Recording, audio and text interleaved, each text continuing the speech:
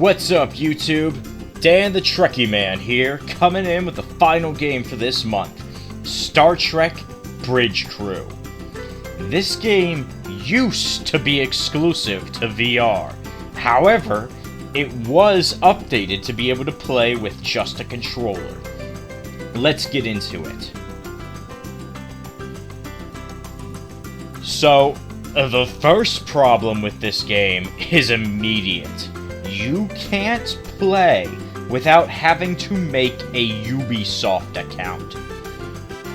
The game, despite being able to be played in single player, is also mandated to always be connected to the internet. So that's already two issues. Not off to a good start here, folks. So, the gameplay focuses on playing one of four roles. You can be the captain, the helmsman, the tactical officer, or the head engineer. All of the gameplay focuses on interacting with menus and screens. The Star Trek experience, where the future is all touch interfaces and zero haptic feedback. We can teleport, but still can't get good help. The game is fairly simple. If playing alone, you default to being the captain, and can hot switch between all four roles. The captain can issue orders to the ship, plot some courses, and can see what has to be done for the objectives. The tactical officer can select targets to scan and to attack, controlling the phasers, shields, and torpedoes. The helmsman drives the ship and can pull the trigger on impulse and warps. The engineer manages the power to the engines, phasers, and shields, and is in charge of the repair crews when the ship gets damaged. Everyone except the captain has access to a secondary terminal that can either disrupt systems in targeted ships or transport people from the target to us. Every section of the ship has to work together for the missions to succeed. That's where the first problem of the gameplay rears its head. The CPUs are fucking brain dead. They have the memory of a goldfish and the attention span of a fruit fly. They will forget orders after you tell them what to do. The engineer will prioritize fixing the scanners when in combat, and we fucking need the shields, phasers, and torpedoes to fucking survive! And the goddamn helmsman will not engage the warp or impulse when ready, turn the wrong way to line up for the jump, and will constantly run into obstacles and other things to avoid. Of the CPUs, the helmsman is the worst. The engineer is the second worst, with the most competent being the tactical head. But they still suck. Every ship must have a captain, so there is no CPU for them. Ironically, when playing, the more players you have, the more useless the captain role is, mainly because the captain feels designed to supplement the roles of the three real stations when faced with the tasks. The game also has a problem with a complete lack of subtitles, and the text that is there on the 4 panels is incredibly small. The game is also incredibly short.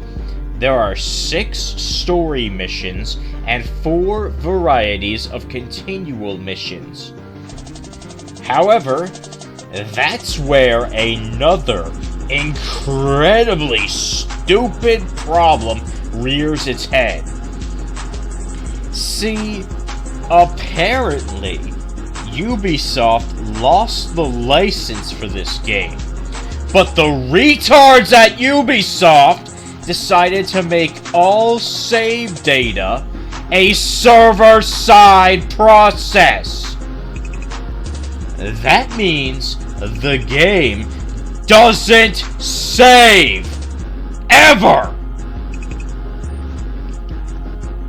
Meaning, the only way to get a large amount of the trophies for this game is to do it all in one shot and pray that the fucking game doesn't crash.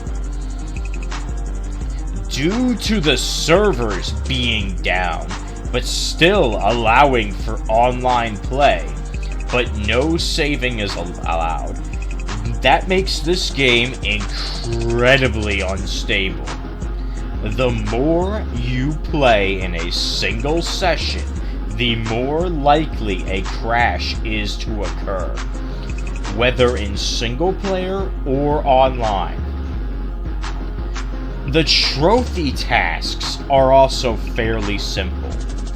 There are 4 trophies locked behind the multiplayer, being 1 trophy for completing a mission with each of the non-captain roles, and playing 6 missions with a friend.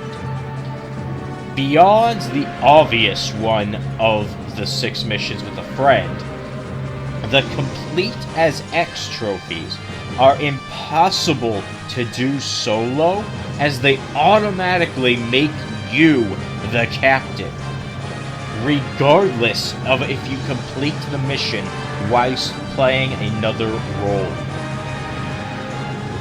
There is also a trophy for rescuing at least 120 people in the standalone Kobayashi Maru mission, which pretty much everyone agrees that thanks to how retardedly comatose the CPUs are, is virtually impossible to do solo. To do it with a partner, the way my brother and I did it, was I was on the helm while he worked tactical, sometimes ducking out to go to engineering to make sure the phaser range was maxed out. I would drive the ship, keeping us stupidly close to the Kobayashi, while keeping the enemy ships in sight of the phasers, while also operating the teleporters. Meanwhile, my brother would be targeting the enemy ships, scanning and shooting, occasionally ducking out to engineering to make weapons repairs and assure max power to the phasers. It took a few tries, but we got this one after just a few attempts. It's definitely funny to see the no-win mission that all captains must take to become official captains was implemented into this game. No saving means that a fair amount of the trophy tracking is gone too, like the one for visiting every system, which now must be done in a single session, though this only takes a few minutes in a free mission. If the game were stable, then the platinum would be fairly easy, with the only issues coming from trying to do missions 3, 4, and 5 with the Goldfish Fruit Fly crew members. In my time, however, due to the constant instability of the game, I was robbed of actually getting the Platinum Trophy. I had gotten every trophy except for one, Live Long and Prosper. This trophy is earned from completing 10 missions, one of each of the ongoing missions, and the 6 story missions. I say I was robbed Not because I was unable to do it, but because I actually fucking did it, and the motherfucking game crashed just before the results screen. Twice!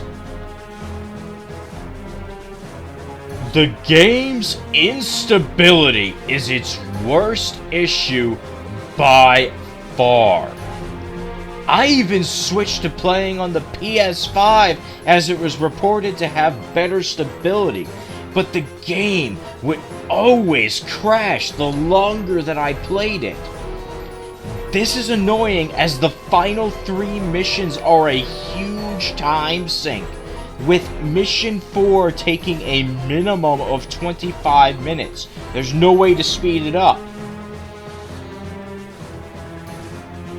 I was able to do and complete all of the missions twice, and the fucking game crashed on me both times.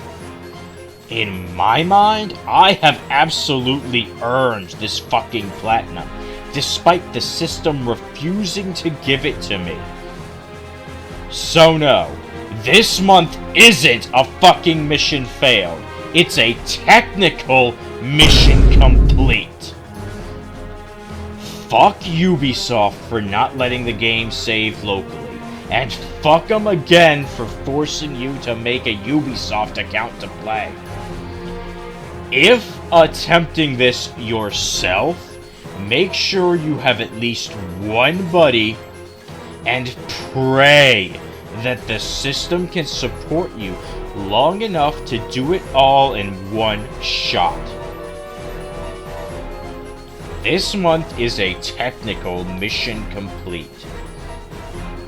The game's platinum is a 7.5 out of 10 due to the glitches and instability of the game, as the RNG of the crashes and no saving make it much harder than intended.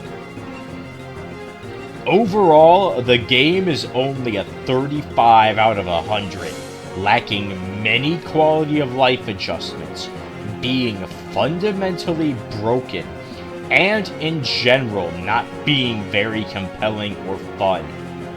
Though beyond the instability and CPU problems, the idea at least is solid. Like and subscribe, hype the video, go check out the full playthrough of me suffering through the same missions over and over because the fucking game won't save anything. Stay tuned to see the next set of games, and remember, only losers would make a game not save locally in any capacity.